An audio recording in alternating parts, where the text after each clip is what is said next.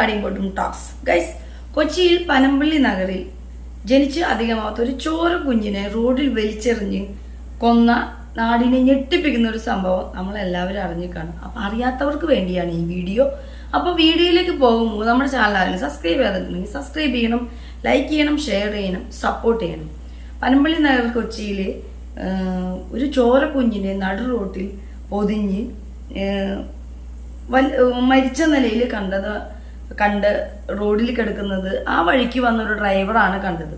സംശയം തോന്നി അയാൾ വണ്ടി ഒതുക്കിയിട്ടിട്ട് ആ പൊതിയുടെ അടുത്ത് വന്നപ്പോഴാണ് ഒരു ജനിച്ചു അധികം പോലും ആവാത്തൊരു ചോര കുഞ്ഞൊരു ആൺകുട്ടിയാണെന്ന് മനസ്സിലാക്കുന്നത്. ഉടനെ അയാൾ പോലീസിനെ അറിയിക്കും. അത് പ്രകാരം പോലീസ് അവിടെ വരികയും ഇതെങ്ങനെയാണ് എവിടെ വന്നതെന്ന് അറിഞ്ഞപ്പോൾ CCTV ആണല്ലോ നമ്മൾ എപ്പോഴും ഫസ്റ്റ് ചെക്ക് ചെയ്യാം. ആ CCTV ദൃശ്യങ്ങൾ കണ്ട് ഞെട്ടിപ്പോയി ഞാനും പോലീസും നാട്ടുകാരും. മുകളിൽ നിന്നൊരു കവറ് താഴത്തേക്ക് വലിച്ചെറിയുന്ന പ്രകാരമാണ് താഴെ വന്ന് കിടക്കുന്നത്. അത് വന്നിക്കുന്നത് തൊട്ടടുത്തുള്ള ഒരു ഫ്ലാറ്റിലാണ്. ഒരു ഫ്ലാറ്റിൽ നിന്നാണ് വന്ന് കിടക്കുന്നത്. ആ CCTV ദൃശ്യങ്ങൾ എന്തായാലും നമുക്കിപ്പോൾ കണ്ടു നോക്കാം.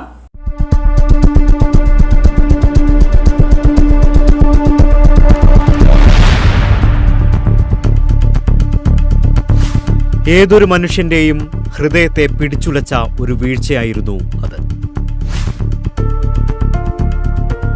കൊച്ചി പനമ്പള്ളി നഗറിലെ ഫ്ളാറ്റിന്റെ 5ാം നിലയിൽ നിന്ന് താഴേക്ക് വന്നു പതിച്ച ആ കവറിൽ ഒരു ചോര കുഞ്ഞായിരുന്നു ഉണ്ടായിരുന്നത്. ജനിച്ച ഉടനെ ആ ആൺകുഞ്ഞിനെ 5ാം നിലയിൽ നിന്ന് താഴേക്ക് എറിഞ്ഞു കൊന്നു. കണ്ടവർ ഞെട്ടിത്തരിച്ചുപോയി. ഹൃദയത്തിൽ വലിയൊരു കല്ലെടുത്തു വെച്ചതിന്റെ ഭാരത്തോടെ കേട്ടറിഞ്ഞവർ കഴിഞ്ഞുകൂടി. ഈ റോഡിൽ, അതായത് വിദ്യാനഗറിലാണ്, വിദ്യാനഗറിൽ നടു റോഡിലാണ് ഇപ്പോൾ ഒരു പുതപ്പ് ഉപയോഗിച്ച് മൂടിയിട്ടിരിക്കുകയാണ്. അവിടെയാണ് ഈ കുഞ്ഞിൻ്റെ മൃതദേഹം കണ്ടെത്തിയത്. തൊട്ട് സമീപത്തെ ഫ്ലാറ്റിൽ നിന്ന് ഒരു പൊതി പുറത്തേക്ക് എറിയുന്നതായി ഈ CCTV ദൃശ്യങ്ങൾ കണ്ടു. അപ്പോൾ സമീപത്തെ ഫ്ലാറ്റിനെ കേന്ദ്രീകരിച്ചാണ് ഇപ്പോൾ അന്വേഷണം മുന്നോട്ട് പോകുന്നത്. എന്തിനാണ് ആ അമ്മ ജനിച്ച ഉടനെ കുഞ്ഞിനെ ശ്വാസം മുട്ടിച്ച് കൊന്ന് വലിച്ചെറിഞ്ഞത്? കവർ വേറെ, കുട്ടി വേറെ. കവറിനടുത്ത് തന്നെ കുട്ടി ചേർന്ന് തന്നെ. ആ സമയത്താണ് ഇവിടുന്ന് ഒരു വാഹനം പോയത്. അതുകൊണ്ടാണ് ഞാൻ അവിടെ ഒതുക്കി നിർത്തിയത്. 2 വണ്ടി പോകില്ല, എൻ്റെ ചില വലിയ വണ്ടിയാണ്. അപ്പം മറ്റേത് ഒരു XUV-യാ. അപ്പോൾ അതങ്ങനെ ഇറങ്ങി XUV ആണെന്ന് എനിക്ക് തോന്നുന്നു, എൻ്റെ ഷേപ്പ് കണ്ടിട്ട്. അപ്പം ഞാൻ അവിടെ ഒതുക്കി നിർത്തിയപ്പോൾ അങ്ങനെ ഞാൻ ശ്രദ്ധിച്ചില്ല. അപ്പോഴും ഞാൻ ഇതിലോട്ട് തന്നെ നോക്കുമായിരുന്നു. ഇതെന്താ സംഭവം എന്ന് അറിയാൻ വേണ്ടി ഇതിലോട്ട് തന്നെ നോക്കുമായിരുന്നു.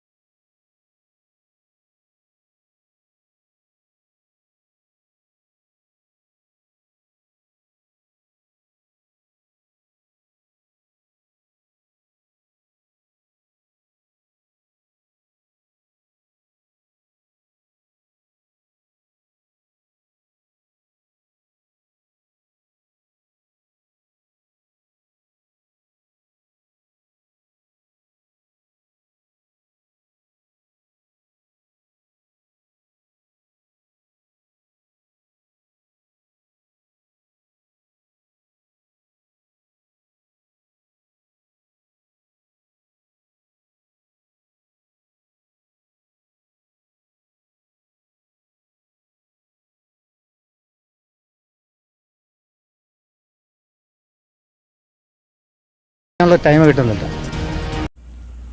ഇതില് മറ്റുള്ള എല്ലാവരെയും പോലെ എന്നെയും കെട്ടിച്ചൊരു സംഭവം, ഈ യുവതി ഗർഭിണിയാണെന്നുള്ള കാര്യം ആർക്കും അറിയണ്ടായിരുന്നില്ല. ഈ സംഭവം നടക്കുന്നതിന്റെ തലേന്ന് പോലും ആ യുവതിനെ വാച്ച്മാൻ അടക്കം ഒരുപാട് പേര് കണ്ടിട്ടുണ്ട്. പക്ഷെ അവർക്ക് ആർക്കും അത് മനസ്സിലായിട്ടില്ല. ഒരു ഫ്ലാറ്റിനകത്ത് താമസിക്കുന്ന മാതാപിതാക്കൾക്ക് പോലും മനസ്സിലായിട്ടില്ല. അപ്പോൾ ഇത് എല്ലാവരെയും മറച്ചു വെച്ചുകൊണ്ട് ആരോടും പറയാതെ എന്തോ യുവതി അത് ഈ പറ്റിയ അബദ്ധം മറച്ച് ഈ കുഞ്ഞിനെ പ്രസവിച്ച് ഉപേക്ഷിക്കാനാണ് വിചാരിച്ചിരുന്നത്. പക്ഷെ അമ്മ വന്ന് അന്ന് ഈ സംഭവം നടക്കുന്ന അന്ന് രാവിലെയാണ് ഈ കുഞ്ഞിന് ജന്മം നൽകിയതെന്ന് പോലീസിനോട് യുവതി പറഞ്ഞിട്ടുണ്ട് ബാത്റൂമിൽ. അപ്പോൾ അമ്മ വന്ന് ഡോറ് നോക്ക് ചെയ്തതിനെ തുടർന്ന് കുഞ്ഞിനെ പെട്ടെന്ന് തന്നെ ബാൽക്കണിയിൽ നിന്ന് വന്ന് കവറില പൊതിഞ്ഞു വെച്ച് എറിയായിരുന്നു എന്ന് പറഞ്ഞു. ഈ പോലീസിന്റെ തുടർന്നുള്ള ഈ ഡെലിവറി കഴിഞ്ഞതിന്റെ ആ ചെറിയൊരു ആരോഗ്യ പ്രശ്നങ്ങളൊക്കെ ഉണ്ടാവും എന്നുള്ളത് കൊണ്ട് തന്നെ ഈ പെൺകുട്ടീനെ ഹോസ്പിറ്റലിലേക്ക് മാറ്റിയിട്ടുണ്ട്. അപ്പൊ പോലീസിന്റെ തുടർന്നുള്ള ചോദ്യം ചെയ്യലിന്റെ ഭാഗമായിട്ട് അറിയാൻ സാധിച്ചത് ഈ പെൺകുട്ടി പീഡനത്തിന് ഇരയായിട്ടുണ്ടെന്നാണ്. അതുകൊണ്ട് തന്നെ ഈ പെൺകുട്ടിയുടെ പേരും മറ്റു വിവരങ്ങളും പുറത്തു വിടരുത്, കാരണം ഇരയാണല്ലോ എന്ന് പ്രത്യേകിച്ച് ഈ കമ്മീഷണർ മീഡിയാസിനോട് ആവശ്യപ്പെടുന്നുണ്ട്. ഈ പീഡനത്തിന് ഇരയായതുകൊണ്ട് തന്നെ ഇനി ഒരുപാട് ചോദ്യം ചെയ്യലിന്റെ ഭാഗമായി ഈ പെൺകുട്ടി അതിൽ ആരായിട്ടായിരുന്നു ഒരു അവിഹിതവും കാര്യങ്ങളും എന്നൊക്കെ പറഞ്ഞ് സമ്മതിച്ചിട്ടുണ്ട്. 2 മാസമായിട്ട് പക്ഷെ ആ ഒരു ആളെ, ആ പയ്യനെ കോണ്ടാക്ട് ചെയ്തപ്പോൾ അയാളും ഈ കാര്യത്തിൽ ഒരു പങ്കുമില്ലെന്ന് തെളിഞ്ഞിട്ടുണ്ട്. കാരണം 2 മാസമായിട്ട് ഈ പെൺകുട്ടിയായിട്ട് യാതൊരുവിധ കോണ്ടാക്റ്റും ഇല്ല ആ പയ്യനിൽ നിന്ന് തെളിഞ്ഞിട്ടുണ്ട്. പക്ഷെ പീഡനത്തിന് ഇരയായത് പെൺകുട്ടി സമ്മതിച്ചിട്ടുണ്ട്. അപ്പൊ എന്തായാലും ബാക്കി അതിൽ എന്തൊക്കെയാണ് സംഭവങ്ങൾ, കാര്യങ്ങൾ എന്നുള്ളതൊക്കെ പതിയെ വരും. ഇപ്പോൾ ഹോസ്പിറ്റലൈസ്ഡ് ആണ് ആ ഇര. കമ്മീഷണർ മീഡിയാസിന്റെ അടുത്ത് മസ്റ്റായിട്ട് പറഞ്ഞിട്ടുണ്ട് പേരും വിവരങ്ങളൊന്നും പുറത്തു വിടരുതെന്ന്. കൺഫസ് ചെയ്തിട്ടുണ്ട്. പക്ഷെ ഇതിനകത്ത് വേറൊരു ആംഗിൾ ഉണ്ട്, അത് നിങ്ങൾ ദയവേത് ശ്രദ്ധിക്കണം. ഇതിനകത്തൊരു കോവേർഷൻ അല്ലെങ്കിൽ ഒരു റേപ്പ് എലമെന്റ് ഉണ്ടോ എന്ന് നമ്മൾ സംശയിക്കേണ്ടിയിരിക്കുന്നു. അപ്പോൾ അതുകൊണ്ട് ദയവേത് നിങ്ങൾ അതിജീവിതയുടെ പേരും മറ്റു വിവരങ്ങളും പബ്ലിഷ് ചെയ്യാതിരിക്കുന്നതാണ് പ്രത്യേകം ശ്രദ്ധിക്കേണ്ടതാണ്. അപ്പോൾ ഈ അതിജീവിത കുറ്റം സമ്മതിച്ചിട്ടുണ്ട്. അപ്പോൾ അതിനു വേണ്ടിയുള്ള തുടർ നടപടികൾ നമ്മൾ എടുത്തുകൊണ്ടിരിക്കുകയാണ്. ഇൻക്വസ്റ്റും പോസ്റ്റ്മോർട്ടവും കഴിഞ്ഞിട്ട് ഈ മരണ കാരണം ഇപ്പോൾ വെളിപ്പെടുത്താൻ പറ്റുള്ളൂ. പാരൻസിന് ഇതിനെക്കുറിച്ച് അറിവില്ല എന്നാണ് അറിയാൻ കഴിഞ്ഞിട്ടുള്ളത്. പാരന്റ്സിന്റെ ഇൻവോൾവ്മെന്റ് ഇല്ല. പാരന്റ്സിന്റെ ഇൻവോൾവ്മെന്റ് ഇല്ല. ഈ കുട്ടിയുടെ ഡെലിവറി പാരന്റ്സ് അറിഞ്ഞിരുന്നില്ല എന്നാണ് അറിയാൻ കഴിഞ്ഞത്. അറിഞ്ഞിരുന്നില്ല. പെട്ടെന്ന് മറയ്ക്കാനുള്ള ഒരു ശ്രമത്തിലാണോ താഴേക്ക് എറിഞ്ഞത്? പെട്ടെന്നുള്ള ഒരു പാനിക്കിലായിരിക്കാം. കുറച്ച് കഴിഞ്ഞിട്ടാണ് എറിഞ്ഞത്. ഒരു 3 മണിക്കൂർ ഗ്യാപ്പ് ഉണ്ടായിരുന്നു. പ്രഥമാന്വേഷണത്തിൽ നമുക്ക് അറിയാൻ കഴിഞ്ഞത്. ഈ കുട്ടിയുടെ കഴുത്തിൽ ഷാള് കുരുങ്ങി കിടപ്പുണ്ടായിരുന്നല്ലോ, അതെന്താണെന്ന് വ്യക്തമാവുന്നുണ്ടോ? അത് നമ്മൾ പോസ്റ്റ്മോർട്ടം കഴിഞ്ഞിട്ടേ നമ്മൾ വ്യക്തമായി പറയാൻ സാധിക്കൂ. കാരണം ഈ കുട്ടി ജനിച്ചപ്പോഴേ ചാപിള്ളയാണോ അതോ മർഡർ ആണോ എന്നുള്ളതും ഇൻക്വസ്റ്റും പോസ്റ്റ്മോർട്ടവും കഴിഞ്ഞ് നമുക്ക് അത് സ്ഥിരീകരിക്കാൻ പറ്റും.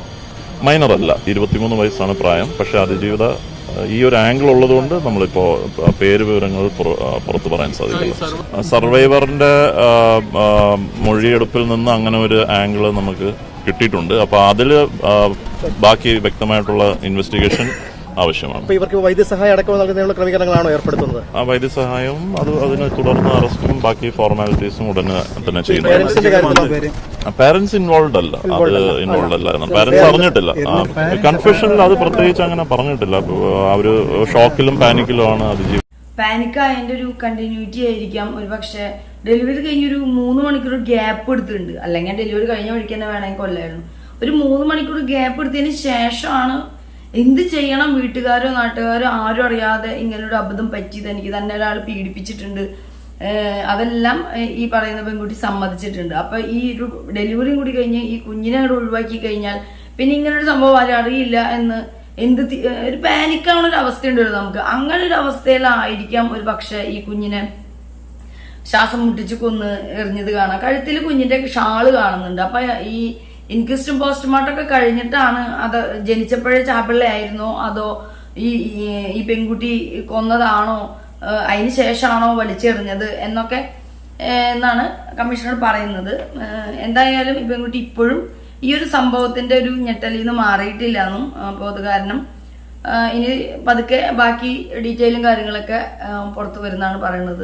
മാതാപിതാക്കൾക്ക് ഇതിൽ യാതൊരു അറിവില്ല. അവരിങ്ങനെ ഒരു സംഭവം അറിഞ്ഞിട്ടില്ല എന്ന് പറഞ്ഞു. അത് പെൺകുട്ടിയും പറഞ്ഞു, മാതാപിതാക്കളും പറഞ്ഞു. അപ്പൊ നമുക്കിപ്പോൾ അവരുടെ ഒരു അവസ്ഥയൊക്കെ ആലോചിക്കാൻ പറ്റിയപ്പോൾ എന്തെങ്കിലും അബദ്ധം പറ്റിയതായിരിക്കാം. അപ്പൊ എന്തായാലും ചെയ്ത തെറ്റുകളെല്ലാം പെൺകുട്ടി സമ്മതിച്ചിട്ടുണ്ട്. പക്ഷെ നമുക്ക് ഇത് പെൺകുട്ടി തെറ്റ് സമ്മതിച്ചാലും അല്ലെങ്കിൽ കേസ് നടന്നാലും പെൺകുട്ടിക്ക് ശിക്ഷ കൊടുത്താലും ഈ പറയുന്ന ആ ഒരു കുഞ്ഞ് ഒരു തെറ്റും ചെയ്തിട്ടില്ല. അതാണ് നമ്മളെ സങ്കടപ്പെടുന്നത്. ഈ മക്കള്, നമ്മുടെ ഈ കുഞ്ഞു മക്കളുകള് ഒരു തെറ്റും ചെയ്യില്ലല്ലോ അല്ലെങ്കിലും. അപ്പൊ അവര് ആ കുട്ടി ഒന്നും ജനിച്ചപ്പോഴേ അതിന് ഇങ്ങനൊരു വിധി വന്നല്ലോ, അതൊന്നും അറിഞ്ഞിട്ടില്ല, അതൊരു തെറ്റും ചെയ്തിട്ടില്ല. ഈ ഭൂമി ഒന്ന് കാണാനുള്ളൊരു അവസരം തന്നെ കറക്റ്റ് അതിന് കിട്ടിയില്ല എന്ന് ഓർക്കുമ്പോൾ ഒരു സങ്കടമുണ്ട്. അപ്പോൾ ഇതുപോലത്തെ നമുക്ക് ഓരോ ന്യൂസ് കേട്ടുകൊണ്ട് ഓരോ ദിവസം ഉണരുമ്പോൾ ആ ഒരു ദിവസം മൊത്തം നമ്മൾ ടെൻസ്ഡ് ആണ്. കാരണം ഇത് ഈ CCTVയുടെ ഒരു ഫസ്റ്റ് ആ കുഞ്ഞ് വീഴുന്ന ദൃശ്യം കണ്ടപ്പോൾ തൊട്ട് തന്നെ നമ്മൾ സ്റ്റക്കായി പോവാണ്. അപ്പൊ അത് ഇടയ്ക്കിടയ്ക്ക് തന്നെ നമ്മുടെ മൈൻഡിൽ ആ ഒരു ചിന്ത വരും. അപ്പൊ അതുകൊണ്ട് തന്നെ ഇതുപോലത്തെ ന്യൂസുകളൊന്നും വരാതിരിക്കട്ടെ, നമ്മുടെ നാട്ടിൽ സംഭവിക്കാതിരിക്കട്ടെ. നമ്മുടെ നാട് ഇപ്പോൾ വളരെ മോശം ഘട്ടങ്ങളിലേക്ക് പോയിക്കൊണ്ടിരിക്കുകയാണ്. മറ്റു നാടുകളിലൊക്കെ പണ്ട് നമ്മളിതൊക്കെ കേട്ടിട്ടുണ്ട്. ഇന്ത്യക്ക് വെളിയിലല്ല, വിദ്യാഭ്യാസം ഇല്ലാത്ത ഒരു സാധാരണ ചെറിയ ചെറിയ നാടുകളൊക്കെ ഉണ്ടല്ലോ അവിടെയൊക്കെ. പക്ഷെ കേരളം പോലത്തെ ഒരു നാട്ടിൽ എഡ്യൂക്കേഷന്റെ കാര്യത്തിൽ മുൻപന്തിയിൽ നിൽക്കുന്ന നാട്ടിൽ ഇതെല്ലാം കാണുമ്പോൾ വളരെ വിഷമം. കാരണം ഇതൊന്നും കുറയല്ല ചെയ്യുന്നത്, ഇത്തരത്തിലുള്ള ക്രൈമുകൾ കൂടി വരികയാണ് ചെയ്യുന്നത്. അതിനൊരു വിഷമം. അപ്പൊ അതൊന്നും ഇനിയും ഇതുപോലത്തെ സംഭവങ്ങളൊക്കെ ഇല്ലാതിരിക്കട്ടെ. അടുത്ത നല്ലൊരു ടോക്കായിട്ട് നമുക്ക് വീണ്ടും കാണാം. താടിയും പൊട്ടും ടോക്സ്. ബൈ.